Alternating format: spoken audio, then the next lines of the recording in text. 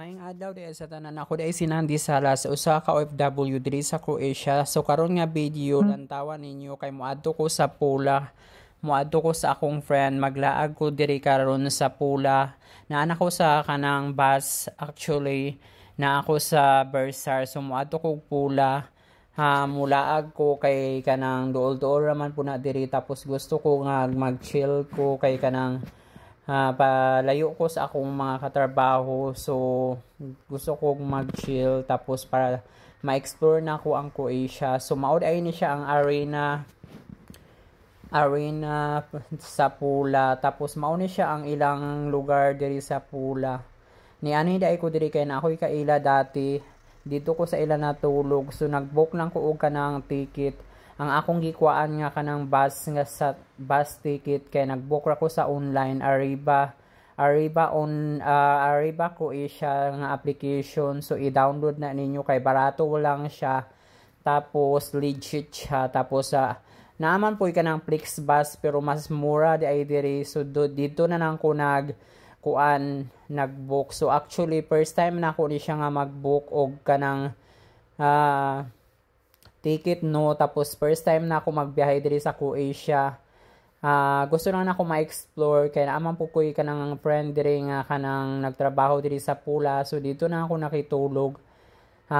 Biskag isa ra ka adlaw ang akong day off. So actually galisod pa ko sa akong schedule kay bag-o pa po ko diri kay gihulaman ko diri sa Bersar. So mao ni ang ilang old city sa Pula. Tapos ang uban kay wala na kay na ako nabalaan kay kanang gilaag ra ko sa akong friend na si Sai. Pasalamat ko sa iya kay iya kong gitor aning adlaw. Natunong po di ay nga di off niya. So si Sai di ay nagtrabaho siya sa ina company kanang mura siya gasoline station, groceries, tapos na ay mga sandwiches. So gilaag lang ko niya ani aras unsod ay mi sa buntag naglakaw ani. So tsada pud kayo ang kanang kuan karon ang tempo kay dili kayo init, kanang sakto lang siya ba. Tapos gilakaw lang na namo dito paingon dito sa dagat. Tsada pud kay ilang dagat diri, accessible pud sa ilang accommodation kay dool ra kay sila. Tsada pud ang Pula no, kay first time na ako ni nga laag diri sa Pula. So ako na ang siyang gisulit kay patiwas na ang summer. So mamalik na pud mi ani og kanang Zagreb. Tapos wala na pud kay turista diri nga moanhi sa Pula kay kanang winter na mga adto na po ang mga tao na po dayon, ang mga turista kay moadto na po na siya sa Zagreb kay kanang dito man ang mag-snow kaayo. Diri nga side kay wala kaayo. So mao nang until October to November lang ang mga kuan diri turista, tapos pagka December ana kay mga adto na dayon sa Zagreb. So gihulaman day ko diri karon no sa isla no, naa day ko sa Bersar. Pasulod ni siya sa porridge nga lugar. So naa ako diri gihulaman kay naami kanang sister company diri. Actually na ang akong gipulihan diri kay kanang Pilipino gyapon to siya. Pero nitakas man daw ni adtog France, maunang gipadala ko diri kay kulang silag tao. So kamera man ang agency dito. So actually dili ako gyud ang kanang ipadala diri. Second option ako, katuontang first nga option is kanang under sa company sila direct. Pero dili daw to pwede kay pag-email murag nag-react ang ilang kuan boss nga dili daw pwede. So duha man mi ka Pilipino nga agency, so kami gyud ang gipadala diri no. Pero thankful lang gyapon ko kay naa gyapon ko trabaho, wala ako nag-stop biskag mag-winter na. So naa ay gyapoy gahulat sa ako nga trabaho dito sa Zagreb City. So ang plano ay nila sa amo kay ilaming i-absorb. So lantawo na ako kung unsay dagan ani kay kanang nag-chat man ko sa among chef nga kanang dili na ko ganahan ani nga sit up kay kanang maglakaw-lakaw ba or ipadala ka biskag anytime pull out ka tapos ipadala na pud sa branch, tapos dili ko ganahan sa kanang ilang patakaran diri og sit up diri kay kanang broken schedule. Okay naman sa ako actually ang trabaho walay problema, pero ang broken schedule kay murag hasol na kaayo kay mag-duty kag opening pareha nang mag-duty kag 7 to 12 tapos magbalik na pug kag 5 to 10. Sumurag hasol kaayo ba kay kanang dili kay ka makapahulay og tarong tapos maguba imong tulog.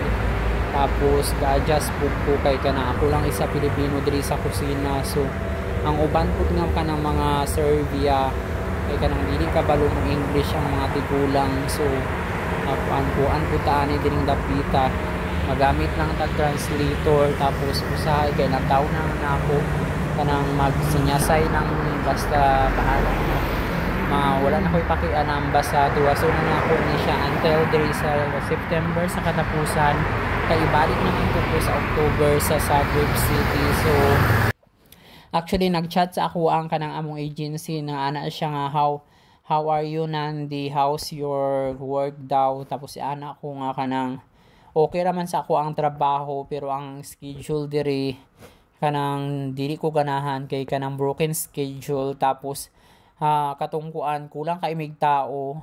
Actually bag-o pa niabot ang bag-o nga staff.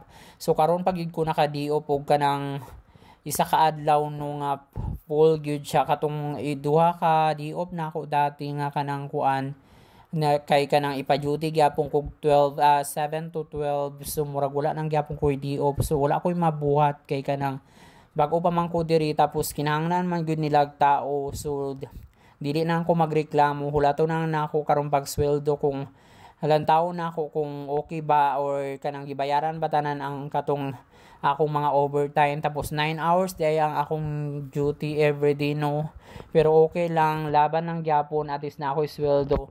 So naglaag di ay ko anig pula tsada pud ay kay nga lugar ang pula no, naa sila arena dito arena pula. Tapos ang dagat diri kay kanang tsada kaayo.